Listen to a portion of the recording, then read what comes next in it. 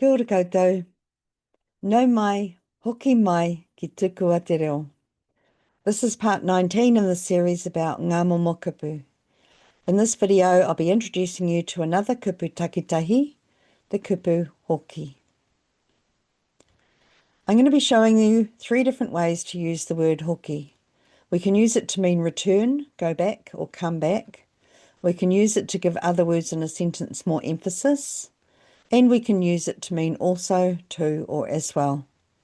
I'll be showing you how to use it in all 3 of these ways with some sentence examples along the way. The first meaning of the kupu hoki is a tūmahi or verb meaning to return. When we use it in this way, the sentence structure is a rere mahi. So we'll start with some tohuwā. Here's our wā hipa, I te inkua, our wā tū, kei te in e ana, and our future tense marker ka. There's a couple of other options we can use. Me, meaning should, and kia, meaning let's. This is followed by our tūmahi hoki. And we can also use these 2 directional particles. Mai, meaning towards, and atu, away from. Although we don't always use those with hoki, but we can if we need to.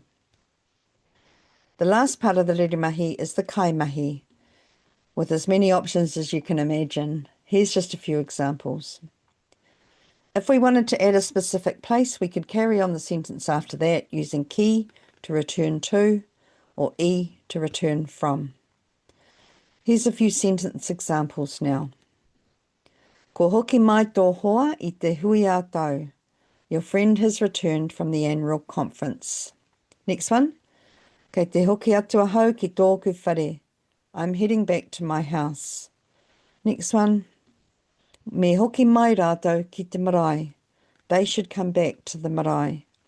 And one last example. Kia hoki tātou ki te whare wānanga. Let's go back to university. We can also use the word hoki as an instruction, like in this whakatauki. Hoki atu ki tō maunga kia pūrea ai koe e ngā hau o tā whirimātia.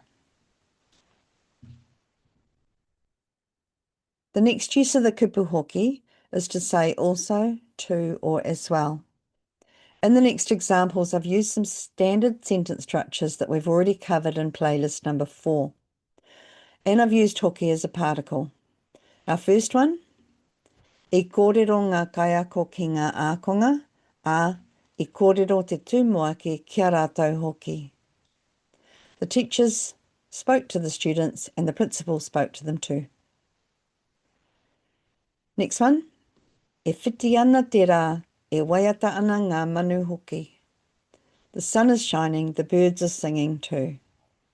We can use it straight after a tūmahi if we want to say we also did something. For example, I haere hoki au ki te whare wānanga. I also went to university. And the last example is in the form of an instruction. Tuatahi tuhia te rā, tuarua tuhia tō ingoa hoki. Hoki can sometimes be paired with anō. Anō takes on the same meaning as hoki by itself when it's used in this way. Here's a couple of examples to show you what I mean. Ka haere anō hoki ahau ki te hui. I will also be going to the meeting. And the next one. Kua kōrero anō hoki ngā kaumātua ki ngā manuhiri. Anō hoki can also be shortened, particularly in northern dialects, by merging the 2 words together to make nōki. Here's an example of that in a sentence. I haere nōki ahau ki tērā kura. I went to that school too. Our last example of the use of the kupu hoki is to give other words and phrases a bit more emphasis. There's a few different examples of this, and one of these we've already covered in the video about giving compliments. Here's a screenshot from that video to remind you. Tō kaha hoki, you're so strong. And there's heaps of other examples. Another use of hoki to give emphasis is the expression or kīwaha, aua or e aua, which means I don't know. Adding hoki to either of these gives the impression that you really don't know. E aua hoki, I have no idea. We've got our original example here, tō, and then the word you're using to describe something, and then hoki. Tō atahua hoki, you're so beautiful. Just a quick mention, the reason we use the or category here, as in tō atahua hoki, is because we're describing a personal quality which sits in the or category of whakahua. The next example is using te. Let's stay with the atahua theme and say, how beautiful. We'll start our phrase with te, followed by atahua, and then hoki. How beautiful. If we want to describe a thing, we would just add it on. Let's just say we want to say how delicious a crayfish is. We follow the same structure, te, and then our tuahua, reka, followed by hoki, and then o, and the thing we're describing. Tēnei kauda. Te reka hoki o tēnei kauda. The literal translation would be the sweetness or tastiness of this crayfish. Again, the reason for the or category is that we are describing the quality of the kauda. Here's another example.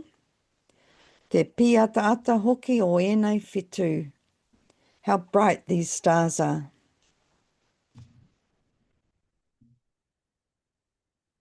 Here's a few other kupu and rerenga kupu that relate to the word hoki.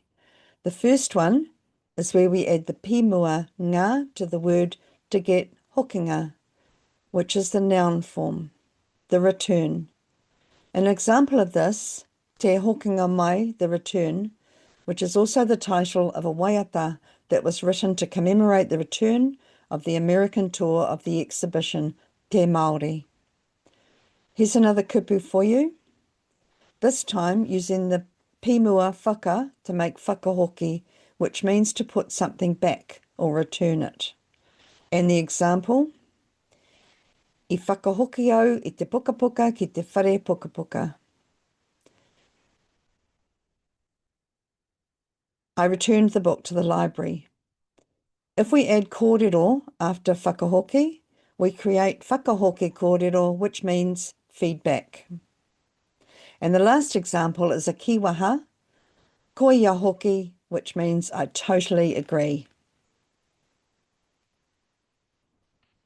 Here's a few kīwaha or kīanga where we can use and see the versatility of this kupu.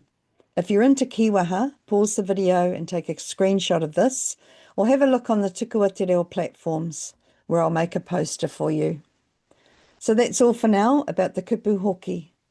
A little kupu with a whole range of meanings. I hope you found this video helpful. Nei rā te mihi kia koutou katoa. Hei kona.